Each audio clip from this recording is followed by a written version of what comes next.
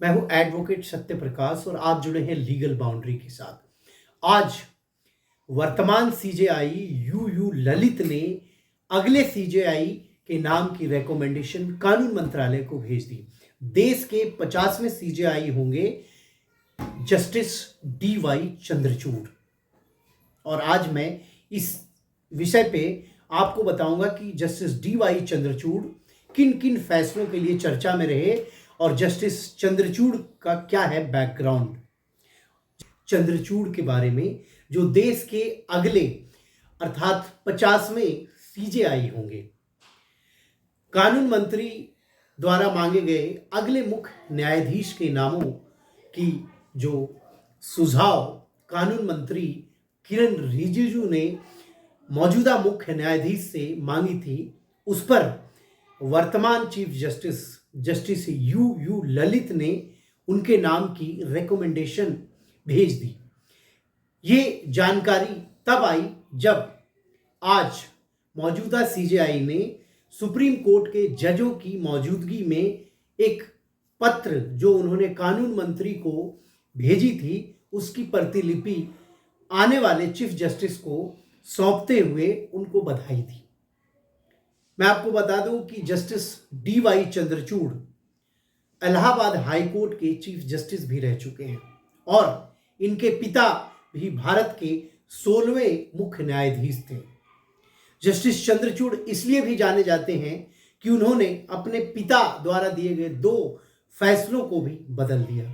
वही नहीं, जस्टिस चंद्रचूड़ कई बार चर्चा में तब रहे जब उन्होंने कुछ ऐसे फैसले दिए जो काफी लंबे समय से समाज का एक वर्ग इस मांग को कर रहा था और जस्टिस चंद्रचूड़ ने उन फैसलों को बेबाकी से पूरी रिसर्च के साथ और इंटरनेशनल कानूनों के रेफरेंस और इंटरनेशनल रिसर्च के आधार पर उन फैसलों को सुनाया।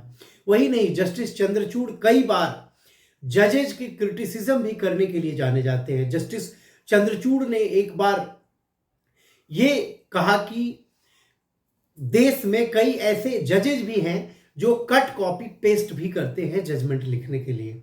आज मैं बात करूंगा कि जस्टिस DY चंद्रचूड़ का क्या है बैकग्राउंड और किन किन फैसलों के लिए वो चर्चा में रहे। जस्टिस चंद्रचूड़ के पिता यशवंत विष्णु चंद्रचूड़ देश के 16वें सीजेआई 22 फरवरी 1978 से लेकर 11 जुलाई 1985 तक रहे, अर्थात करीब 7 वर्षों तक।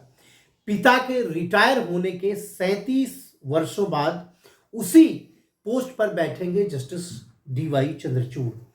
जस्टिस चंद्रचूड़ ने 2 बड़े फैसले, ऐसे फैसलों को पलटा जो उनके पिता ने जस्टिस रहते हुए दी थी। DY चंद्रचूड़ का कार्यकाल 9 नवंबर 2022 से लेकर 10 नवंबर 2024 तक का होगा, यानी कि 2 वर्षों के लिए। जस्टिस चंद्रचूड़ ने 2017-18 में पिता के दिए 2 फैसले, एडल्ट्री लॉ और शिवकांत शुक्ला वर्सेस ADM जबलपुर के फैसले को पलटा था। साल 1985 में तत्कालीन चीफ जस्टिस YV चंद्रचूड़ की बेंच ने सौमित्र विष्णु मामले में IPC की धारा 497 को बरकरार रखा था। उसी वक्त बेंच ने अपने फैसले में लिखा था कि सामान्य तौर पर यह स्वीकार किया गया है कि संबंध बनाने के लिए फुसलाने वाला आदमी ही दोषी है, ना कि महिला। जबकि उसी फैसले को 2018 में जस्टिस DY चंद्रचूड़ ने पलट दिया। 2018 में इस फैसले को पलटते हुए जस्टिस DY चंद्रचूड़ की बेंच ने कहा, एडल्ट्री लॉ पितृसत्ता का संहिता नियम है। उन्होंने कहा कि यौन स्वायत्तता को महत्व दिया जाना चाहिए। साल 1976 में शिवकांत शुक्ला बनाम ADM जबलपुर मामले में सुप्रीम कोर्ट ने निजता को मौलिक अधिकार नहीं माना था। उस बेंच में पूर्व सीजेआई YV चंद्रचूड़ थे जो जस्टिस चंद्रचूड़ के पिता थे। 2017 में सुप्रीम कोर्ट ने निजता को मौलिक अधिकार माना। इस बेंच में जस्टिस DY चंद्रचूड़ भी शामिल थे। चंद्रचूड़ ने अपने फैसले में लिखा, ADM जबलपुर मामले में बहुमत के फैसले में गंभीर खामियां थी। और संविधान को स्वीकार करते हुए भारत के नागरिकों ने अपना जीवन और निजी आजादी सरकार के समक्ष सौंप दी है। इलाहाबाद हाई कोर्ट के चीफ जस्टिस रह चुके जस्टिस चंद्रचूड़ 13 मई 2016 को सुप्रीम कोर्ट के जज का पदभार संभाला था। सुप्रीम कोर्ट में आने से पहले justice D.Y.. Chandrachud Allahabad high court के चीफ जस्टिस भी रह चुके हैं। वहीं बॉम्बे हाई कोर्ट में भी बतौर जज रह चुके हैं। Justice D.Y.. चंद्रचूड़ दुनिया के कई बड़े विश्वविद्यालयों में लेक्चर भी दे चुके हैं। बतौर जज नियुक्त होने से पहले वह देश के एडिशनल सॉलिसिटर जनरल रह चुके हैं। सबरीमाला, भीमा कोरेगांव, समलैंगिकता, आधार और अयोध्या केस में जज रह चुके हैं। आपको पता होगा हाल ही में नोएडा के ट्विन टावर गिराने का फैसला भी, जब 28 अगस्त को नोएडा के ट्विन टावर को गिराया गया था, नोएडा के ट्विन टावर गिराने का जो फैसला दिया गया था वो भी जस्टिस चंद्रचूड़ की बेंच ने दी थी। उस फैसले में जस्टिस चंद्रचूड़ ने कहा कि बिल्डिंग कोड की वायलेशन हुई है।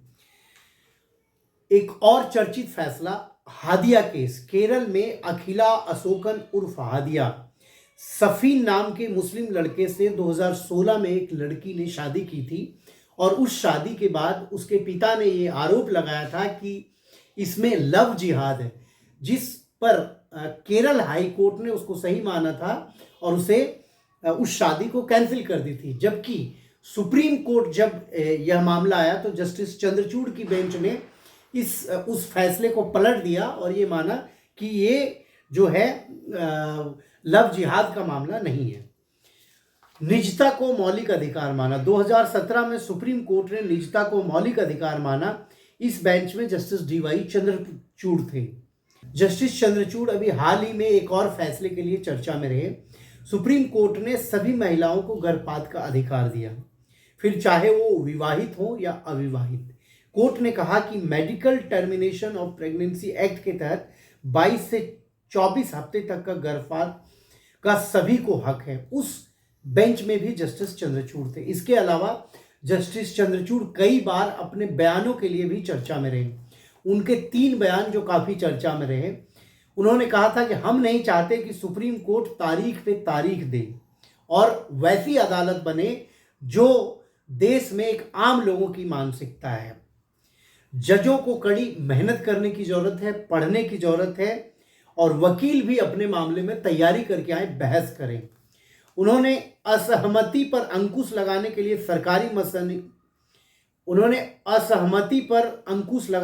सरकारी मशीनरी को लगाना, डर की भावना पैदा करना जैसी बात कही।